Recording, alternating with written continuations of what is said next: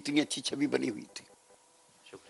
Live is the man who over the next few months will be expected to help lead the BJP's campaign in the crucial state of West Bengal.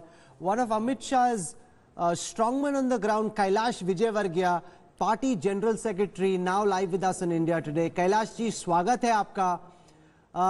अभी तक जो नतीजे आ रहे हैं, जो रुझान है, वो दिखाते हैं कि टाइट फाइट लग रहा था कि बीजेपी पहले ही एक्सेप्ट कर गई कि डिफीट हो गई, लेकिन इस वक्त के नतीजे तो काफी टाइट फाइट दिखा रहे हैं। आपको उम्मीद है कि अभी भी बनेगी एनडीए की सरकार बिहार में?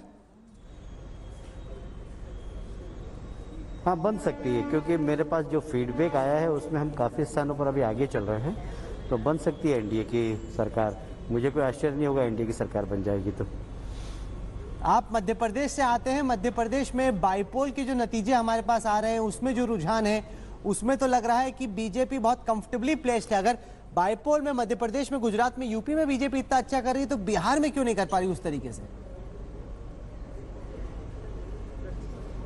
नहीं, आप देखेंगे तो बीजेपी तो काफ़ी स्थानों पर आगे है।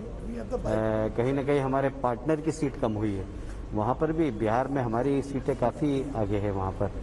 तो मुझे नहीं लगता कि बीजेपी कहीं पर भी खराब परफॉर्म कर रही हो, पर यह हमारे क्योंकि ये बड़े पार्टनर हमारे नीतीश जी की जुड़ी हुए हैं, उनकी सीटें शायद कम आ रही है और बीजेपी की ज़्यादा आ रही है। तो बीजेपी अभी सारे जितने भी देश में बाई इलेक्शन हो रहे हैं वहाँ पर भी काफ़ी अच्छे परिणाम आ रहे हैं, और बिहार में भी बीजेपी की काफ़ी सीटें आ रही हैं।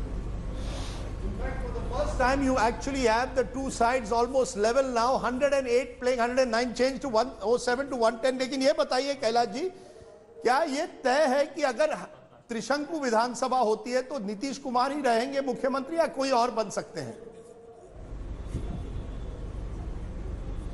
देखिए, अभी तो इसके ऊपर कुछ भी कहना जल्दबाजी होगी। बाकी हाँ, हमने नीतीश जी के नेतृत्व में चुनाव लड़ा है, और शाम को जब परिणाम आएगा उसके बाद विधायक दल की बैठक होगी और उसके बाद निर्णय करेंगे। जितनी एंटी इनकम्बेंसी कैलाश भाई हमने बिहार में देखी, आपके हिसाब से उसका पश्चिम बंगाल के चुनाव पर क्या असर पड़ेगा? क्योंकि रिसेशन की वजह से, माइग्रेशन की वजह से, पैंडेमिक की वजह से बहुत जबरदस्त एंटी इनकम्बेंसी जमीन पे देखी गई। क्या आपको उम्मीद है कि वो बंगाल में आपको फायदा पहुंचाएगी?